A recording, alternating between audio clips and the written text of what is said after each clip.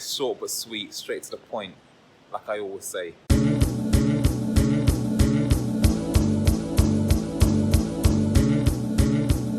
Yes, it is indeed a second video in pretty much 2 days, and like, don't take this as a statement of intent or even just a statement of action to say that this is my new level of consistency, a video every 2 days or a video every day. That's not the case. It's, look, simply put, it's Easter weekend. We've got the 4-day weekend, and I thought, why not? Why not record a little bit more, put out a little bit more than I usually would? But ultimately, moving forwards, the aim is to have something come out every Saturday. So look out for it. Support. Let me know if you agree, disagree with some of the content I'm putting out. And it's okay. It's okay to disagree, because at the end of the day, that's how we all grow. But if you're feeling it, if you're liking it, if you're agreeing and loving it, then let me know too, because it's also great showing support as well. So look, there is no right or wrong answer. At the end of the day, we're here just sharing opinions, and it's all about, do they align or don't they? And if they don't, let's talk about it. If they do, let's celebrate it. Now, ultimately, the aim is to have a new video every Saturday. Hold me to it. Let's see what happens. All right, let's crack on. Hey guys, I'm back out here for another video. Listen, I'm trying to be consistent, trying my best. But anyway, listen, I've been seeing a few videos online for the past, I'll say for the past year, right? So since we've gone into lockdown, I've seen these videos been popping up on my timeline time and time again. And if you're like me, you've probably been watching a few and thinking, okay, this is interesting. It's an interesting topic. And the topic I want to discuss today, if you haven't already guessed it, which you don't need to guess, it's already in the title, I've already written it there, is what I think the characteristics of a high value man are. So I've got 3 tips to give you guys, which I think if you put these into action, you can't go wrong. Now, caveat, these are my opinions, right? So high value, what does that even mean? It means a different thing to a different person. Okay, so look, when it comes to value and the definition, I think the most simplest way to understand it and look at it is this usefulness. Like, how useful are you? What use do you have? There's a few perspectives to come at value, and if we're looking at a dictionary definition of it, is to regard something that is held to deserve, or the importance, worth, or usefulness of something. Another way to look at it is someone that has principles or standards of behavior, so one's judgment of what is important in life.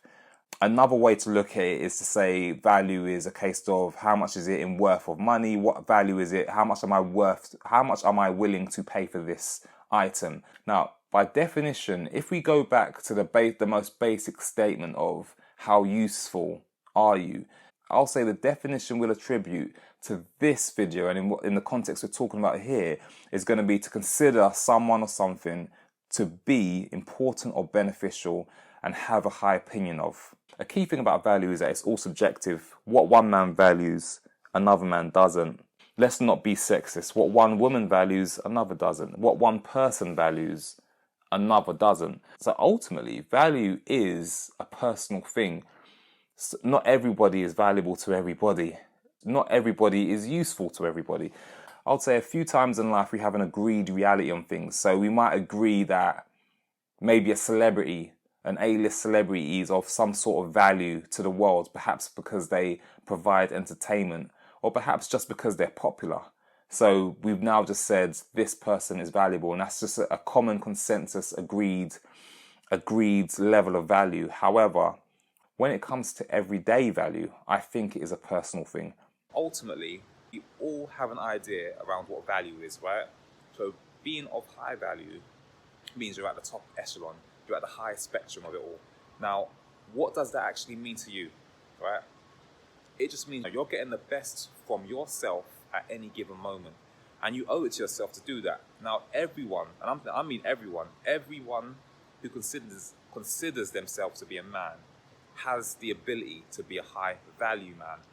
Don't let anyone tell you can't, because at the end of the day, it's only you who determine what your value is to this world. In my opinion, these 3 tips are crucial. As a man, I believe, number one, you should pursue your purpose over a relationship. Now, don't get me wrong, you might meet someone in any walk of life, and you may think this is the time. This is the time for me to commit, settle down, or do whatever it is you want to call it. And that's absolutely fine. However, one thing you can't do is allow a significant other to come in between you and your purpose and whatever it is you've been placed on this earth to do, whatever it is you believe it is. Now, what I find is when you pursue somebody else, it consumes all of you, right?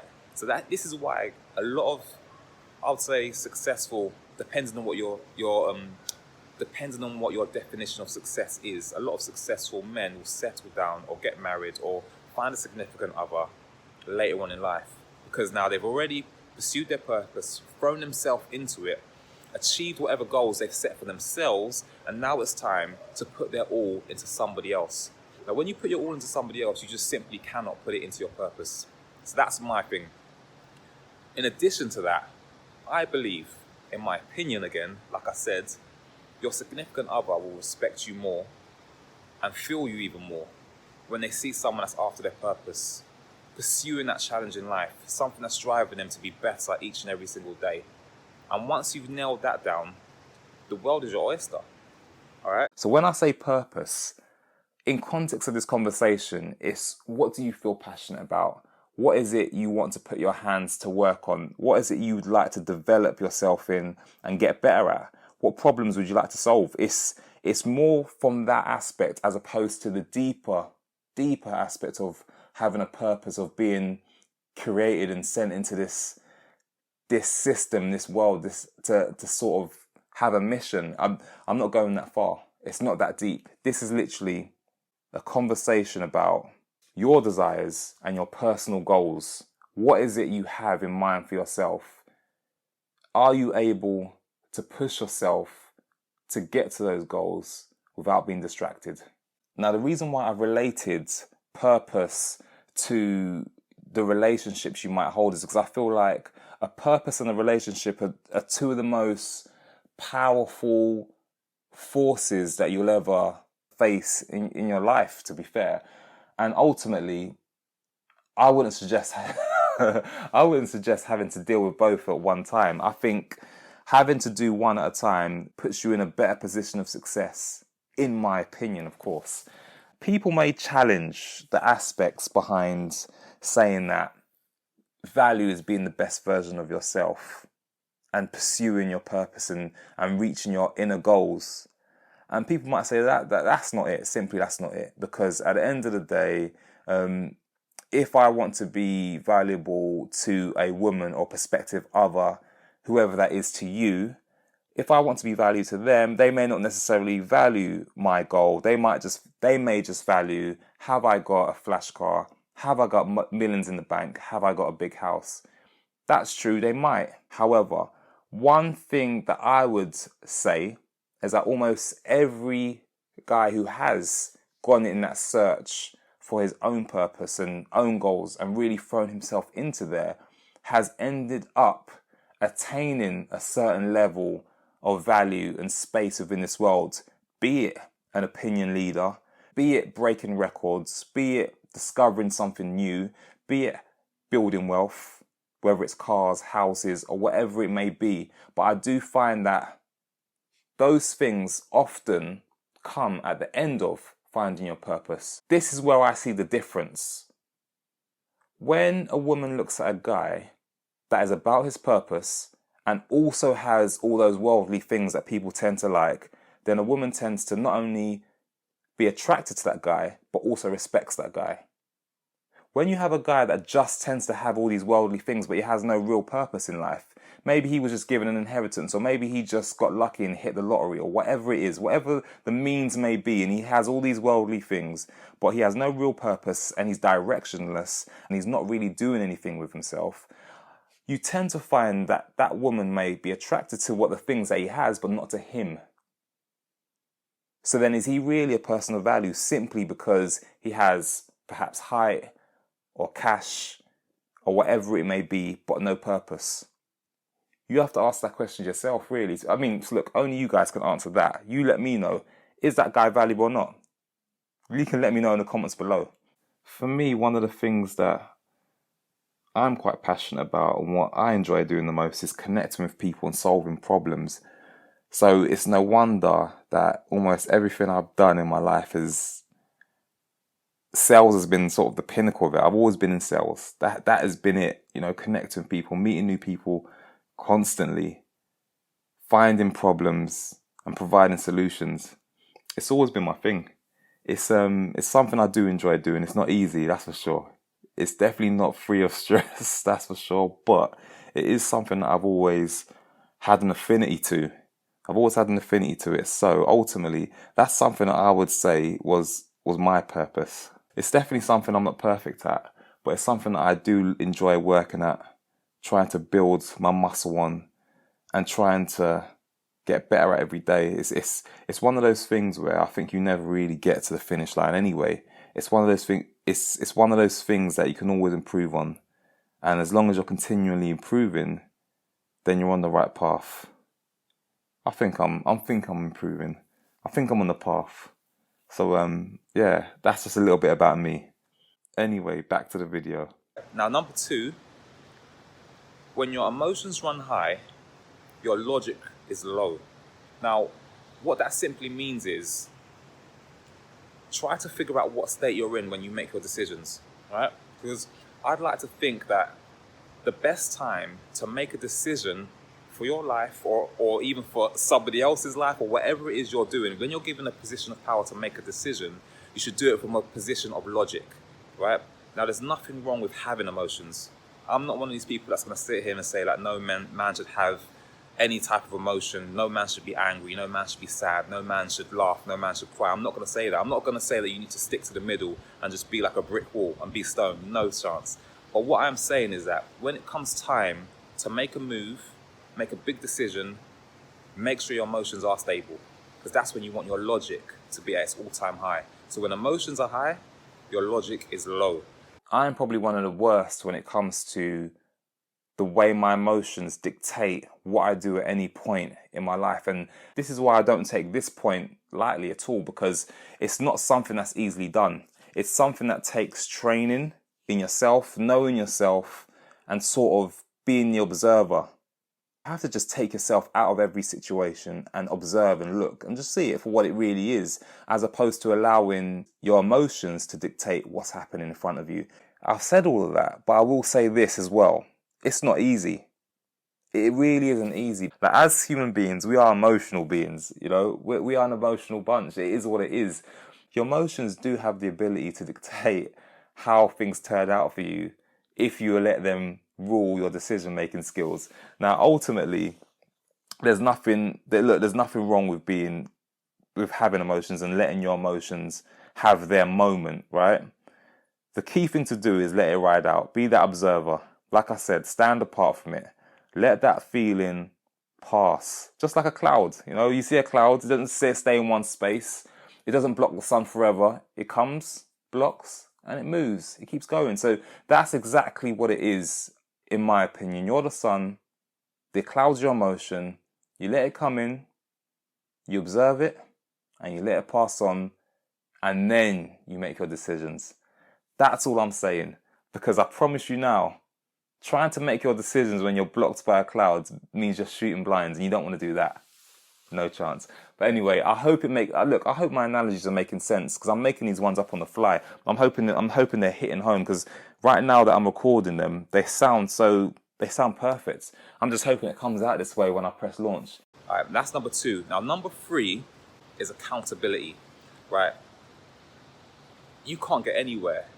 Well, I believe you cannot get anywhere personally, spiritually, emotionally, whatever aspects you want to look at, you cannot get anywhere by blaming other people. So accountability is important. You have to understand that you are in charge. You are in control. Not even in charge. You are in control of the direction of your life. And once you realize that and you start making the steps towards that and you take accountability for it, then your life is going to go in a direction in which you point it to. You can't blame anybody else for your position, because it's so much easier for me to sit in one spot, not pursue my purpose, not pursue my goals, be failing at the things that I've set myself, it's easier to do that if I blame someone else for the reason why that's happening. You see? Now, if you take accountability for it, then all you can do is push through. All you can do is say, you know what, I got it wrong, but you know what, I'm going to go try it again. I got this wrong, I'm going to try that again. I went left, this time I'm going to try right. But it's always you who's in control. Remember that. Look, I've seen so many people in walks of life justify their being or justify their position, which they're unhappy with, albeit, but they've justified it simply because it was somebody else's fault that they're there. And ultimately, I just think it's inexcusable. That's not to say that we should all be the same and we should all sort of be searching for, I don't know, whatever pinnacle it is that people are going after, whether it's riches, whether it's enlightenment, whether it's happiness, whatever it may be that you're going after. If you're not achieving those things, it's purely down to you. Now, I see people out there all the time. Well, I say all the time. I have seen people out there, right, that might say, well, you know, I could have done this or I could have been this person, but someone else did this, so therefore I couldn't. Or some people may say, look, I'm not rich and successful because the government have held me back. They tax me too much, or X, Y, and Z. Or someone might say, I just want to be happy in life, but I can't because my partner is so miserable and they're always doing this and they're always doing that to me, which puts me in a bad mood and I can't be happy. Well, listen, the only person responsible for your happiness is you. You get to decide whether you want to be happy or sad in any given moment. It's a decision, ultimately. Now, what anyone else does, fine, they can do whatever they do, but that does not dictate how you respond to it. It doesn't dictate how you feel about it. So ultimately, you can't blame them for how you feel at any given moment, because that's your choice, how you decide to respond to any situation. Now, don't get me wrong.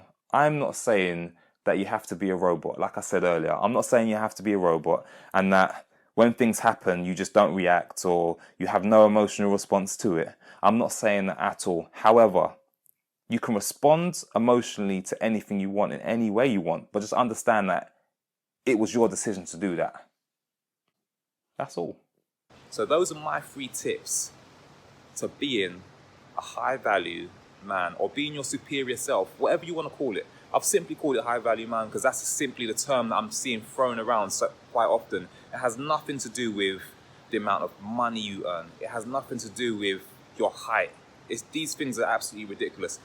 Every single man has the ability to be a superior version of themselves and to be a high value man and to offer something to this world. You just have to decide what it's going to be for you. All right, so until next time, I'm hoping you enjoyed this video. A little bit different, no style today, a bit more mindset. I mean, look, we've been in the house for so long, over a year. No one's really wearing suits out and about other than me, but I don't mind that. However, if there's one thing you can work on right now outside your fashion, it is your mind, right?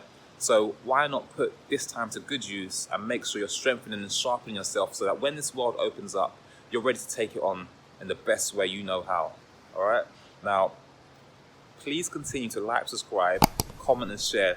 I appreciate all the support you give this channel. This is just advice. You can do whatever you want to do with it. Keep the best bits, throw the rest away, and I will see you next time. Peace. So I'm not over here and doing what I can to give you content. To be fair, it's helping me because I love filming these videos. I'm enjoying it. It's what I enjoy doing.